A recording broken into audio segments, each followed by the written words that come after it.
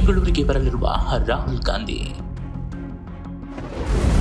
ಚುನಾವಣೆಯಲ್ಲಿ ಅಕ್ರಮ, ರಾಹುಲ್ ಗಾಂಧಿ ನೇತೃತ್ವದಲ್ಲಿ ಆಗಸ್ಟ್ 5ರಂದು ಪ್ರತಿಭಟನೆ. ಜನ ಸೇರ್ಸೋಕೆ ಡಿಕೆ ಬಣ ಸಿದ್ದು ಬಣ, ಬಿಗ್ ಫೈಟ್. ಕಳೆದ ಬಾರಿ ನಡೆದಂತಹ ಲೋಕಸಭಾ ಚುನಾವಣೆಯಲ್ಲಿ ಕೆಲವು ಅಕ್ರಮ ನಡೆದಿದೆ ಅಂತ ಪತ್ತೆ ಮಾಡಿರುವ ಕಾಂಗ್ರೆಸ್ ಪಕ್ಷದವರು ರಾಹುಲ್ ಗಾಂಧಿಯವರ ಗಮನಕ್ಕೆ ತಂದು ಈ ವಿಷಯವಾಗಿ ರಾಷ್ಟ್ರಾದ್ಯಂತ ಪ್ರತಿಭಟನೆ ಮಾಡೋದಕ್ಕೆ ನಿರ್ಧಾರ ಮಾಡಿತ್ತು. ಅದರಂತೆ ರಾಹುಲ್ ಗಾಂಧಿಯವರು ಬೆಂಗಳೂರಿಗೆ ಆಗಸ್ಟ್ 5ರಂದು ಬರ್ತಿದ್ದಾರೆ. ಬೆಂಗಳೂರಿನಲ್ಲಿ ಬೃಹತ್ ಪ್ರತಿಭಟನೆಯನ್ನ ಮಾಡಲಿದ್ದಾರೆ. ರಾಹುಲ್ ಗಾಂಧಿಯವರ ನೇತೃತ್ವದಲ್ಲಿ ನಡೆಯುವ ಪ್ರತಿಭಟನೆಯಲ್ಲಿ ಎಲ್ಲ ಮಂತ್ರಿಗಳು, ಪಕ್ಷದ ಶಾಸಕರು, ಜಿಲ್ಲಾಧ್ಯಕ್ಷರು, ಬ್ಲಾಕ್ ಕಾಂಗ್ರೆಸ್ ಅಧ್ಯಕ್ಷರು ಮತ್ತು ಕಾರ್ಯಕರ್ತರು ಅಪಾರ ಸಂಖ್ಯೆಯಲ್ಲಿ ಸೇರಿಸುವ ಪ್ರಯತ್ನವನ್ನ ಮಾಡ್ತಿದ್ದಾರೆ ರಾಜ್ಯದ ನಾಯಕರುಗಳು. ಕಳೆದ ಬಾರಿ ದೆಹಲಿಗೆ ಭೇಟಿ ಕೊಟ್ಟಿದ್ದಂತಹ ಸಿಎಂ ಸಿದ್ದರಾಮಯ್ಯ ಮತ್ತು ಡಿಕೆ ಶಿವಕುಮಾರ್ ಅವರಿಗೆ ಹೈಕಮಾಂಡ್, ಅದರಲ್ಲೂ ವಿಶೇಷವಾಗಿ ರಾಹುಲ್ ಗಾಂಧಿಯವರು ಭೇಟಿಗಾಗಿ ಸಮಯವನ್ನೇ ಕೊಟ್ಟಿರಲಿಲ್ಲ. ಆದರೆ ಸ್ವತಃ ರಾಹುಲ್ ಗಾಂಧಿಯವರು ಈಗ ಬೆಂಗಳೂರಿಗೆ ಬರ್ತಾ ಇರೋದು ಸಿದ್ದರಾಮಯ್ಯ ಬಣ ಮತ್ತು ಡಿಕೆಶಿ ಬಣದಲ್ಲಿ ಸಂಚಲನವೇ ಸೃಷ್ಟಿ ಮಾಡಿದೆ. ಇದೇ ಸಂದರ್ಭವನ್ನ ಉಪಯೋಗಿಸಿಕೊಂಡು ಪ್ರತಿಭಟನಾ ಮಾಡುವ ಸ್ಥಳದಲ್ಲಿ ಜನ ಸೇರ್ಸೋಕೆ ಡಿಕೆ ಶಿವಕುಮಾರ್ ಮತ್ತು ಸಿದ್ದರಾಮಯ್ಯನವರು ಟೊಂಕ ಕಟ್ಟಿ ನಿಂತಿದ್ದಾರೆ.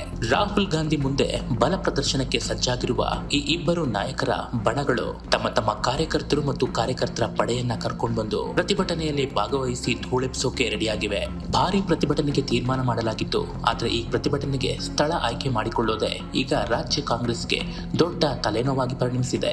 ಮಹದೇವಪುರ ವಿಧಾನಸಭಾ ಕ್ಷೇತ್ರದಿಂದ ಶೇಷಾದ್ರಿ ರಸ್ತೆಯಲ್ಲಿರುವ ರಾಜ್ಯ ಮುಖ್ಯ ಚುನಾವಣಾ ಅಧಿಕಾರಿಗಳ ಕಚೇರಿಯವರೆಗೆ ಎಲ್ಲರೂ ಸೇರಿ ಪಾದಯಾತ್ರೆ ಮಾಡೋದಕ್ಕೆ ನಿರ್ಧಾರ ಮಾಡಿದ್ರು. ಆದ್ರೆ ಮಹದೇವಪುರ ಅಥವಾ ಫ್ರೀಡಂ ಪಾರ್ಕ್ ನಲ್ಲಿ ಪ್ರತಿಭಟನೆ ಬೇಡ ಅಂತ ಹಲವಾರು ಜನ ಡಿಕೆ ಶಿವಕುಮಾರ್ ಅವರಿಗೆ ಸಲಹೆ ಕೊಟ್ಟಿದ್ದಾರೆ.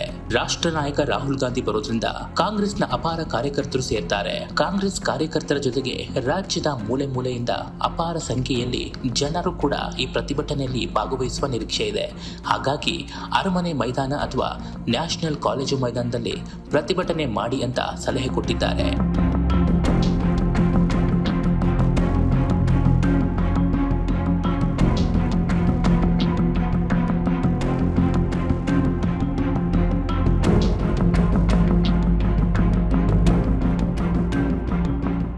ವಿಶೇಷವಾಗಿ ಡಿಕೆ ಸುರೇಶ್ ರವರ ಸೋಲಿಗೆ ಕಾರಣವಾಗಿರುವ ಕ್ಷೇತ್ರದ ಬಗ್ಗೆ ಹೆಚ್ಚು ತಲೆ ಕೆಡಿಸಿಕೊಂಡಿರುವ ಡಿಕೆ ಶಿವಕುಮಾರ್ ರವರು ಈ ಪ್ರತಿಭಟನೆಯನ್ನ ಒಂದು ದೊಡ್ಡ ಚಾಲೆಂಜಿಂಗ್ ಆಗಿ ತಗೊಂಡಿದ್ದಾರೆ.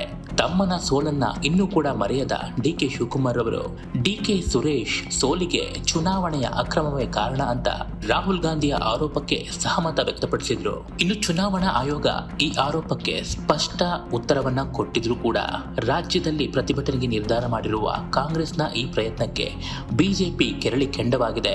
ಪಕ್ಷದ ರಾಜ್ಯಾಧ್ಯಕ್ಷ ಬಿವೈ ವಿಜಯೇಂದ್ರ ಮಾತನಾಡಿ, ಕಾಂಗ್ರೆಸ್ ಹತಾಶೆಯ ಹೊಸ ಕಪಟ ನಾಟಕವನ್ನ ಶುರು ಮಾಡಿದೆ. ಸುಪ್ರೀಂ ಕೋರ್ಟ್, ಚುನಾವಣಾ ಆಯೋಗ, ಭಾರತೀಯ ಸೇನೆ ಬಗ್ಗೆಯೂ ಕೂಡ ರಾಹುಲ್ ಗಾಂಧಿ ಟೀಕೆ ಮಾಡೋದು ಹೊಸದೇನಲ್ಲ. ಚುನಾವಣಾ ಆಯೋಗವನ್ನ ಬಿಜೆಪಿ ದುರುಪಯೋಗ ಮಾಡಿಕೊಂಡಿದ್ರೆ ರಾಜ್ಯದಲ್ಲಿ ಕಾಂಗ್ರೆಸ್ ಪಕ್ಷಕ್ಕೆ ಅಧಿಕಾರ. ಲೋಕಸಭಾ ಚುನಾವಣೆಯಲ್ಲಿ 9 ಸ್ಥಾನ, ಉಪಚುನಾವಣೆಯಲ್ಲಿ 3 ಕ್ಷೇತ್ರದಲ್ಲಿ ಗೆಲುವು. ಇದೆಲ್ಲ ಹೇಗೆ ಸಾಧ್ಯ ಆಯಿತು? ಕೊಟ್ಟ ಜನಾದೇಶವನ್ನ ಒಪ್ಕೊಂಡು ಸುಮ್ನಿರಿ, ಇಲ್ಲ ಅಂದ್ರೆ ಈ ರೀತಿ ಪ್ರತಿಭಟನೆ ಎಲ್ಲ ಮಾಡಿ ಪ್ರಯೋಜನ ಇಲ್ಲ ಅಂತ ಹೇಳಿದ್ರು. ಒಂದು ವೇಳೆ ಚುನಾವಣಾ ಅಕ್ರಮದ ಬಗ್ಗೆ ರಾಹುಲ್ ಗಾಂಧಿ ಅಥವಾ ಇನ್ಯಾರ ಹತ್ರನಾದ್ರೂ ದಾಖಲೆಗಳು ಇದ್ರೆ ಸಾಕ್ಷ್ಯಾಧಾರಗಳನ್ನ ನೇರವಾಗಿ ಸುಪ್ರೀಂ ಕೋರ್ಟ್ಗೆ ಸಲ್ಲಿಸಿ, ಕೋರ್ಟ್ ವಿಚಾರಣೆ ನಡೆಸಿ ತೀರ್ಪನ್ನ ಕೊಡುತ್ತೆ ಅಂತ ಸವಾಲ್ ಹಾಕಿದ್ರು. ಇನ್ನು ಚುನಾವಣಾ ಆಯೋಗದ ಮೇಲಿನ ಆರೋಪ ಅಕ್ರಮದ ಅನುಮಾನ ಬಿತ್ತಲು ರಾಹುಲ್ ಗಾಂಧಿ ಮುಂದಾಗಿದ್ದಾರೆ. ಕಾಂಗ್ರೆಸ್ ನಾಯಕರು ಸಾಥ್ ನೀಡಿದ್ದಾರೆ. ಬಿಹಾರ ವಿಧಾನಸಭಾ ಚುನಾವಣೆಯಲ್ಲಿ ಸೋಲಿನ ಮುನ್ಸೂಚನೆ ಇವರಿಗೆ ಈಗಾಗಲೇ ಸಿಕ್ಬಿಟ್ಟಿದೆ ಅಂತ ಆರ್ ಅಶೋಕ್ ಕಾಂಗ್ರೆಸ್ ವಿರುದ್ಧ ಕೆರಳಿ ಕೆಂಡವಾದ್ರು. ಈ ಬೃಹತ್ ಪ್ರತಿಭಟನೆ ಮಾಡೋದ್ರ ಮೂಲಕ ರಾಷ್ಟ್ರದಲ್ಲಿ ತನ್ನ ಇಮೇಜ್ ನ ಹೆಚ್ಚಿಸಿಕೊಳ್ಳೋದಕ್ಕೆ ರಾಹುಲ್ ಗಾಂಧಿ ಪ್ರಯತ್ನ ಪಡ್ತಿದ್ರೆ, ರಾಜ್ಯದಲ್ಲಿ ಸಿಎಂ ಸಿದ್ದರಾಮಯ್ಯ ಹಾಗೂ ಡಿಕೆ ಶಿವಕುಮಾರ್ ಅವರು ಪ್ರತ್ಯೇಕವಾಗಿ ತಮ್ಮ ತಮ್ಮ ಇಮೇಜ್ ಬಿಲ್ಡಪ್ಗೆ ರೆಡಿಯಾಗಿದ್ದಾರೆ. ಸಂಘಟನಾ ಚತುರ ರಾಜ್ಯ ಕಾಂಗ್ರೆಸ್ನ ಅಧ್ಯಕ್ಷ ಡಿಕೆ ಶಿವಕುಮಾರ್ ಅವರು ಈ ಪ್ರತಿಭಟನೆಯ ಯಶಸ್ಸಿಗಾಗಿ ಹಗಲಿರುಳು ಶ್ರಮ ಪಡ್ತಿದ್ದಾರೆ. ಎಷ್ಟೇ ಪ್ರಯತ್ನ ಪಟ್ಟರು, ಎಷ್ಟೇ ಹೋರಾಟ ಮಾಡಿದ್ರು ಕೊನೆಗೆ ಸ್ಟೇಜ್ ಮೇಲೆ ಬಂದು ಧೂಳೆ ಬೀಸೋದು ಈ ಹೌದು ಹುಲಿಯ ಸಿದ್ದರಾಮಯ್ಯ. ಕಳೆದೊಂದು ತಿಂಗಳಿಂದ ಡಿಕೆ ಶಿವಕುಮಾರ್ ಅವರು ಕಾಕತಾಳೀಯವೆಂಬಂತೆ ಅವಮಾನಕ್ಕೆ ಒಳಗಾಗ್ತಿರುವ ಈ ಸಂದರ್ಭದಲ್ಲಿ ಅಟ್ಲೀಸ್ಟ್ ಈ ಪ್ರತಿಭಟನೆಯ ಸ್ಥಳದಲ್ಲಾದ್ರೂ ಡಿಕೆ ಶಿವಕುಮಾರ್ ಅವರಿಗೆ ಕನಿಷ್ಠ ಮರ್ಯಾದೆ ಸಿಗ್ಲಿ ಅನ್ನೋದೇ ಡಿಕೆ ಶಿವಕುಮಾರ್ ಅವರ ಅಭಿಮಾನಿಗಳ ಆಶಯ. ರಾಹುಲ್ ಗಾಂಧಿ ಅವರು ಬರ್ತಾ ಇರುವ ಈ ಪ್ರತಿಭಟನೆಗೆ ರಾಜ್ಯದ ಮುಖ್ಯಮಂತ್ರಿ ಸಿದ್ದರಾಮಯ್ಯನವರ ತಯಾರಿ ಬಲು ಜೋರಾಗಿದೆಯಂತೆ. ಸ್ಟೇಜ್ ಫುಲ್ಲು ತಮ್ಮ ಹಿತವನ್ನ ಕಾಯುವಂತಹ ಶಾಸಕರು, ಸಚಿವರುಗಳು ಹಾಗೂ ಕಾರ್ಯಕರ್ತರ ದಂಡೆ ತುಂಬಿಸುವುದಕ್ಕೆ ರೆಡಿಯಾಗಿದ್ದಾರಂತೆ. ಸಿಎಂ ಸಿದ್ದರಾಮಯ್ಯನವರು ಇಂಥ ಸಂದರ್ಭಗಳನ್ನ ಉಪಯೋಗಿಸಿಕೊಳ್ಳೋದ್ರಲ್ಲಿ ತುಂಬಾ ಎಕ್ಸ್ಪರ್ಟ್. ಇತ್ತ ಅವಕಾಶಕ್ಕಾಗಿಯೇ ಕಾಯುವ ಸಿಎಂ ಸಿದ್ದರಾಮಯ್ಯನವರು ಹೈಕಮಾಂಡ್ನ ಮುಂದೆ ತಮ್ಮ ಶಕ್ತಿ ಪ್ರದರ್ಶನ ಮಾಡಿ ತಮ್ಮ ಇಮೇಜ್ ಅನ್ನ ಹೆಚ್ಚಿಸಿಕೊಳ್ಳುವುದರಲ್ಲಿ ಸದಾ ಮುಂದು.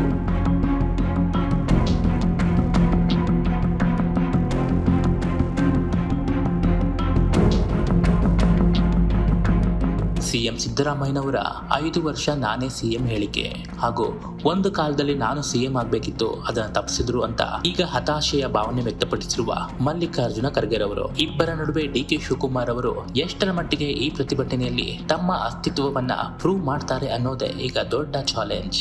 ಈ ಬೃಹತ್ ಪ್ರತಿಭಟನೆಯಲ್ಲಿ ರಾಹುಲ್ ಗಾಂಧಿ, ಕೆಪಿಸಿಸಿ ಅಧ್ಯಕ್ಷ ಮಲ್ಲಿಕಾರ್ಜುನ ಖರ್ಗೆ ಸೇರಿದಂತೆ ಹಲವಾರು ರಾಷ್ಟ್ರೀಯ ನಾಯಕರುಗಳು ಕೂಡ ಪಾಲ್ಗೊಳ್ತಾ ಇದ್ದಾರೆ. ಹೀಗಾಗಿ ಹೋರಾಟವನ್ನ ದೊಡ್ಡ ಮಟ್ಟದಲ್ಲಿ ನಡೆಸಬೇಕಿದೆ. ಆದರೆ ಸುಪ್ರೀಂ ಕೋರ್ಟ್ ಆದೇಶದಿಂದ ದೊಡ್ಡ ಪ್ರಮಾಣದಲ್ಲಿ ರ್ಯಾಲಿ ನಡೆಸಲು ಸಾಧ್ಯವಾಗ್ತಿಲ್ಲ. ಒಂದು ವೇಳೆ ಏನಾದರೂ ಪಾದಯಾತ್ರೆಗೆ ಅವಕಾಶ ಸಿಗಲಿಲ್ಲ ಅಂದ್ರೆ ಪ್ರತಿಭಟನಾ ಸಮಾವೇಶವನ್ನ ನಡೆಸಬೇಕಾಗತ್ತೆ. ಆದರೆ ನಗರದೊಳಗೆ ಪ್ರತಿಭಟನಾ ಸಮಾವೇಶ ನಡೆಸಬೇಕು ಅಂದ್ರೆ ದೊಡ್ಡ ಪ್ರಮಾಣದಲ್ಲಿ ಜನರನ್ನ ಸೇರಿಸಬೇಕು, ಅದು ಸಾಧ್ಯ ಆಗೋದಿಲ್ಲ. ಹೀಗಾಗಿ ಬೆಂಗಳೂರಿನ ಹೊರವಲಯದಲ್ಲಿ ಪ್ರತಿಭಟನೆ ಮಾಡುವುದಕ್ಕೆ ನಿರ್ಧಾರ ಮಾಡಲಾಗಿದೆ. ಇನ್ನು ಈ ಪ್ರತಿಭಟನಾ ಕಾರ್ಯಕ್ರಮದಲ್ಲಿ ಘಟಾನುಘಟಿ ನಾಯಕರುಗಳ ಭಾಷಣಕ್ಕೆ ಕಾತುರರಾಗಿದ್ದಾರೆ ರಾಜ್ಯದ ಕಾರ್ಯಕರ್ತರು. ಇನ್ನು ಪ್ರತಿಭಟನೆಯ ನಂತರ ರಾಹುಲ್ ಗಾಂಧಿ ಅವರನ್ನ ಭೇಟಿಯಾಗುವ ಸಾಧ್ಯತೆ ಇದೆ ಸಿಎಂ ಸಿದ್ದರಾಮಯ್ಯ ಹಾಗೂ ಡಿಕೆ ಶಿವಕುಮಾರ್ ಅವರು. ಇಬ್ಬರು ಒಟ್ಟಾಗಿ ಭೇಟಿಯಾಗ್ತಾರ ಅಥವಾ ಇಲ್ಲೂ ಕೂಡ ದೆಹಲಿಯಂತೆ ಪ್ರತ್ಯೇಕವಾಗಿ ರಾಹುಲ್ ಗಾಂಧಿ ಅವರಿಗೆ ಭೇಟಿ ಕೊಟ್ಟು ನಿಗಮ ಮಂಡಳಿ ಹಾಗೂ ಸಚಿವ ಸಂಪುಟ ಪುನಾರಚನೆ ಬಗ್ಗೆ ರಾಹುಲ್ ಗಾಂಧಿ ಅವರಿಗೆ ಮನವರಿಕೆ ಮಾಡಿಕೊಡುವ ಸಾಧ್ಯತೆ ಇದೆ. ಒಟ್ಟಾರೆ ತಮ್ಮ ಡಿಕೆ ಶಿವಕುಮಾರ್ ಅವರ ಸೋಲಿನಿಂದ ಸಿಡಿದಿದ್ದಿರುವ ಡಿಕೆ ಶಿವಕುಮಾರ್ ಅವರು ಈ ಪ್ರತಿಭಟನೆಯನ್ನ ಒಂದು ದೊಡ್ಡ ಸವಾಲಾಗಿ ಸ್ವೀಕರಿಸಿದ್ದಾರೆ. ಇನ್ನು ಡಿಕೆ ಶಿವಕುಮಾರ್ ಅವರ ಭಾಷಣದಲ್ಲಿ ಡಾಕ್ಟರ್ ಮಂಜುನಾಥ್ ಅವರ ಬಗ್ಗೆ ಟಾರ್ಗೆಟ್ ಮಾಡೋದಂತೂ ಪಕ್ಕ. ಬೆಂಗಳೂರು ರೂರಲ್ನಲ್ಲಿ ಅಕ್ರಮವನ್ನ ನಡೆಸಿಯೇ ಬಿಜೆಪಿ ಮತ್ತು ಜೆಡಿಎಸ್ ಕಾಂಗ್ರೆಸ್ ವಿರುದ್ಧ ಗೆದ್ದಿದೆ ಅನ್ನೋದು ಡಿಕೆ ಶಿವಕುಮಾರ್ ಅವರ ಆರೋಪ. ಹೀಗಾಗಿ ಭಾಷಣದಲ್ಲಿ ಡಾಕ್ಟರ್ ಮಂಜುನಾಥ್ ಅವರ ಗೆಲುವಿನ ಬಗ್ಗೆ ಅನುಮಾನ ವ್ಯಕ್ತಪಡಿಸಿರುವ ಡಿಕೆ ಶಿವಕುಮಾರ್ ಅವರು ಡಾಕ್ಟರ್ ಮಂಜುನಾಥ್ ಗೆಲುವಿಗೆ ಯಾವುದಾದ್ರೂ ಸಾಕ್ಷಿಗಳನ್ನ ಕೊಡ್ತಾರಾ ಅಂತ ಕಾದು ನೋಡಬೇಕಾಗಿದೆ. ಡಿಕೆ ಶಿವಕುಮಾರ್ ಅವರು ಸಭೆ ಮೇಲೆ ಸಭೆ ನಡೆಸಿ ಎಲ್ಲ ಕಾರ್ಯಕರ್ತರನ್ನ ಒಟ್ಟುಗೂಡಿಸಿ ಪ್ರತಿಭಟನೆಯ ಯಶಸ್ಸಿಗೆ ಪ್ರಯತ್ನ ಪಡ್ತಿದ್ರೆ ಸದ್ದಿಲ್ಲದೆ ಸಿದ್ದರಾಮಯ್ಯನವರು ತಮ್ಮ ಸ್ಟ್ರಾಟಜಿಯನ್ನ ಪ್ಲಾನ್ ಮಾಡ್ತಿದ್ದಾರೆ.